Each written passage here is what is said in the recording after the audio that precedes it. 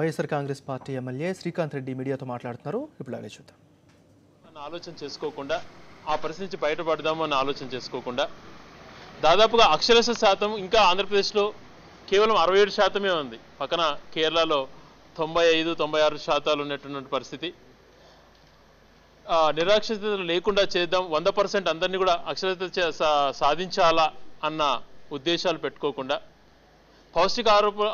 పౌష్టికాహార లోపం లేకుండా చేయాలన్న ఆలోచనలు చేయకుండా ఉన్నటువంటి వాళ్లకు ఉద్యోగాలు ఇచ్చే పరిస్థితి లేదు, వాళ్ళందరికీ ఉద్యోగ భద్రత కల్పించే విధంగా అవన్నీ ఆలోచన చేయకుండా మరి ఏ రకంగా తను మాట్లాడాడో ఒకసారి తన సమాధానం చెప్పుకోవాలి. ఈరోజు ప్రతి ఒక్కటి జపాన్లో అట్టున్నారు ఇట్టున్నారు.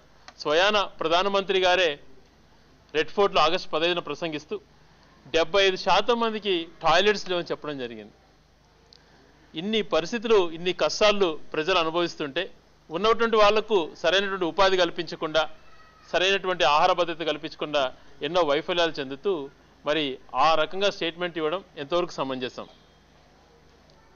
ఎప్పుడు ఇతర దేశాలలో ఏదో జరుగుతుందో అక్కడ ఉన్నటువంటి రిపోర్ట్స్ తీసుకొని మాట్లాడుతున్నాడు తప్పితే ఇక్కడ ఉన్నటువంటి పరిస్థితులను ఏ రోజు కూడా ఆలోచన చేయడు చంద్రబాబు నాయుడు గారు. అది ఒక బాధ్యతమైనటువంటి ముఖ్యమంత్రి స్థానంలో ఉండి ఈ రకంగా మాట్లాడడం సమంజసం కాదు. ఏదైనా కూడా ఎన్నికల హామీలు ఇచ్చావు, ఒకటి నెరవేర్చట్లేదు, జీతాలకు డబ్బులు చాలట్లేదు అంటున్నావు, ఇవన్నీ మాటలు మాట్లాడుతూ మరి ఆర్భాట ఖర్చులకు పోతూ ఇవన్నీ స్వయాన నువ్వు క్రియేట్ చేసుకుంటూ ఈరోజు మరి నువ్వు ఏ రకంగా మాట్లాడావో ఈ రకంగా చాలా రోజుల నుంచి చూస్తుంటే కొన్ని సందర్భాలలో ఏం మాట్లాడుతున్నారో అర్థం కాని పరిస్థితుల్లో మాట్లాడే పరిస్థితి బాబు గారికి వచ్చింది. మరి తను కన్ఫ్యూజ్ అవుతున్నాడో, ఏమి చేయలేక అంటే ఉన్నటువంటి పరిస్థితులలో తను పరిపాలించలేక ఈ రకంగా మాట్లాడుతున్నాడో మాకైతే అనుమానం కలుగుతోంది. మరి ఆ రకమైనటువంటి స్టేట్మెంట్ ఎందుకు ఇచ్చారో, ఉన్నటువంటి వాళ్ళకి ఏ రకంగా భద్రత ఆహార భద్రత కానీ ఇంకో రకమైనటువంటి ఉద్యోగ భద్రతలు కానీ కల్పిస్తారో అవన్నీ కూడా చెప్పకుండా ఈ రకమైనటువంటి స్టేట్మెంట్ ఇవ్వడం చాలా బాధ్యతారహితంగా మేము భావిస్తున్నాం.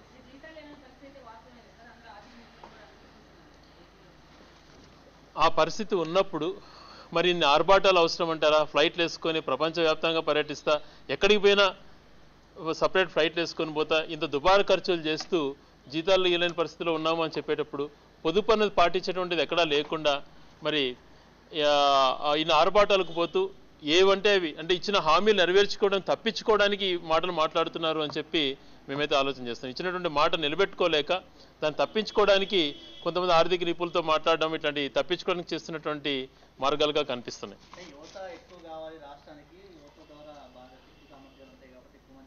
స్వయాన ప్రధానమంత్రి గారు న్యూయార్క్ మ్యాడిసన్ గార్డెన్లో కానీ సిడ్నీలో కానీ ఇప్పటికే భారతదేశంలో యువత బ్రహ్మాండంగా ప్రపంచంలో అన్ని దేశాల కంటే చాలా ఎక్కువగా ఉంది. మన బలము యువతే, ఉన్నటువంటి యువతే బలం. ఆ ఉన్నటువంటి యువతని సరైనటువంటి రీతిలో దారిలో పెట్టకుండా వాళ్ళకు ఉద్యోగ భద్రత, ఉద్యోగ అవకాశాలు ఇవన్నీ కల్పించకుండా మరి ఆ రకమైన స్టేట్మెంట్ ఇవ్వడము ఎంతవరకు కరెక్టో మీరు ఆలోచన చేయాలి.